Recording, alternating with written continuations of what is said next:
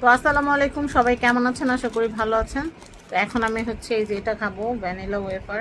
আপনারা অনেকে আমাকে বকাবাজ্য করতে পারেন যে রোজার দিন খাবি, তোর ভিডিও করতে হবে কেন? তো আমি 50 টাকা দিয়ে কিনছি, আমি ভিডিও করবো। আমার পেজ, আমার ওয়েফার, আমি ভিডিও করবো। আপনাদের কি? আপনাদের মন ছিল আপনারাও কি না খাবেন?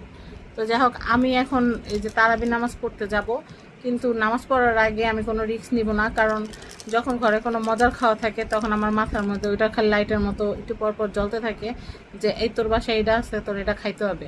তো যাই হোক, ইফতারের পর থেকে আমার এরকম হয়, একবারে ফজরের আজান পর্যন্ত, বুঝছেন? তো আমি চিন্তা করলাম যে আমি যখন তারাবি নামাজ পড়তে দাঁড়াবো, তখন যদি আমার মাথার মধ্যে বারবার লাইট জ্বলে, তাহলে আমার মনোযোগ অন্যদিকে সরে যেতে পারে। নিষ্পাপ মন, আমার কোনো পাপ টাপ নাই, কিন্তু খাওয়া টাওয়া থাকলে আবার খালি মনটা খালি ওইদিকেই যায়। তো আমি আর রিস্ক নিব না। আমার মেয়েও বারবার বলতেছে, বারবার রিমাইন্ডার মারতেছে, মা ওয়েফারটা দাও, ওয়েফারটা দাও। তো আমি আমার মেয়ের কথা কি শুনুন, তার চেয়ে বড় শিশু তা আমি। রোজা থাকা অবস্থায় যখন আমি এটা দেখছি, তখন আমি তাড়াতাড়ি ব্যাগে বইরা নিই, ইফতার খোলার পর আগে এটা খাইতে হইব। তো যাই হোক, এখন আমি এটা খাবো। রোজা অবস্থায় কিন্তু ভিডিও দেখবেন না, দেখলে শেয়ার করে দিবেন, পরে আবার দেখবেন আর ওয়েফার খাবেন, বুঝছেন? দাঁড়ান আমি একটু প্যাকেটটা খুলে নিই। তো আমি তো ভিডিওর কাজে নিয়োজিত, ভিডিও বানিয়েছি আমি। আমার মেয়ে বলছে এখন এটা খুলবো, আমি খেয়েছি দিয়ে বলতেছে মা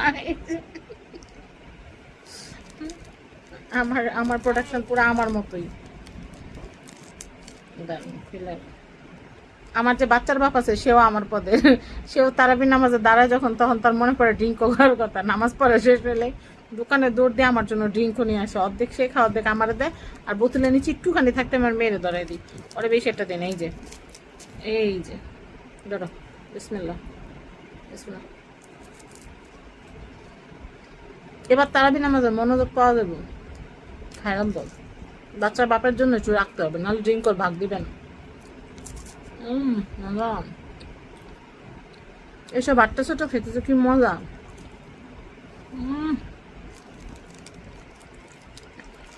সেই মজা। 50 টাকা প্যাকেট। এগুলা নিয়েও নাকি মানুষের শো অফ করে। গরিব মানুষের গরিব গরিব শো অফ। মানুষ বড়লোক যারা, তারা হলো গাড়ি নিয়ে শো অফ করে, বাড়ি নিয়ে শো অফ করে। কালকে এক ভদ্রলোক আমার কমেন্ট করছে, এর নিজে সারাদিন গাড়ি নিয়ে শো অফ করে। আমি টিপটা দেখে দেখা সুইট লেগে গেছে, তাহলে গেছে 50 টাকা ওয়েফার দিয়ে শো অফ করতে এসি। ভাই দেখছেন, আজকে কিন্তু 50 টাকার ওয়েফার দিয়ে শো অফ করতেছি। কঠিন শো অফ। শো অফ করা শেষ হলো তারাবি নামাজ পড়তে।